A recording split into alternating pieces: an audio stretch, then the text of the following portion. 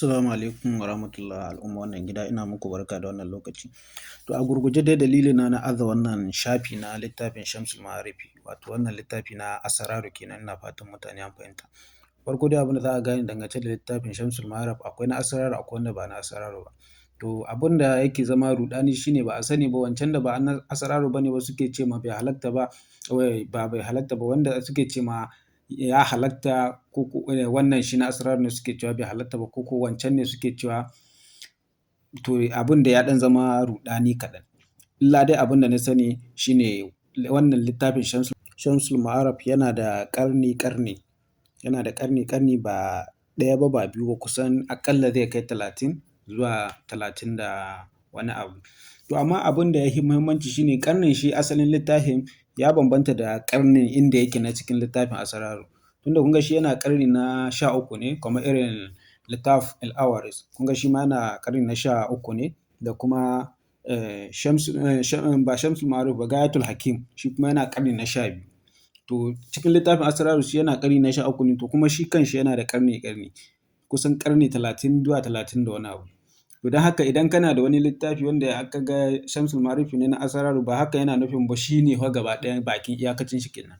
Allah kaɗai ya san adadin shi. Don haka abin da aka gare ka shi ne za ka yi alfahari da shi kuma ka ce kana da.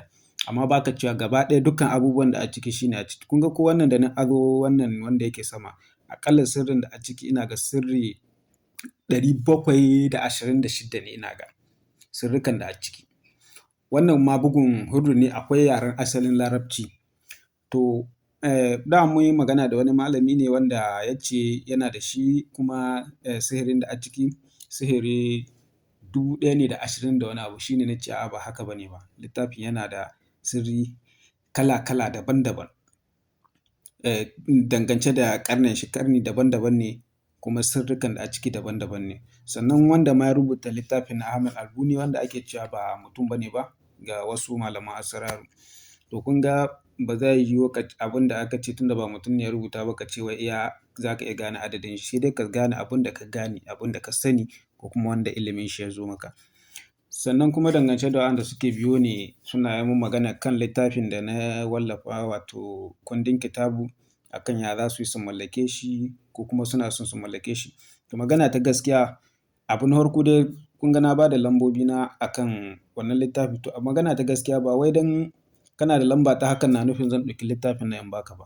Dole sai ka bi ni ta WhatsApp mun tantance akan harkar ka ne ko kuma ba harkar ka ba ne ba domin littafin kowane ma littafin Asararu yana da Saful Amr da kuma Muftahul Amr. Kaga dole ne ya kasance ka san yadda za ka yi amfani da su sannan a ɗauki littafi a ba ka. Ba wai kai tsaye zan ɗauki littafi in ɗauka in ba mutum ba. Balle ma wasu ma masu tambayar Shamsul Ma'arifi ko kuma sauran littattafai na Asararu haka. To kowane littafi yana da nashi sharaɗi magana ta gaskiya. Sannan masu biyo ni akan private ko kuma kira na mafi akasari ma ban son kira duk magana da za ka yi min shi a WhatsApp. To magana ta gaskiya wanda suke cewa suna buƙatar asirin kuɗi ko kuma dangance da kuɗi. To magana ta gaskiya ba na yin kuɗi ba na yi ma kowa kuɗi.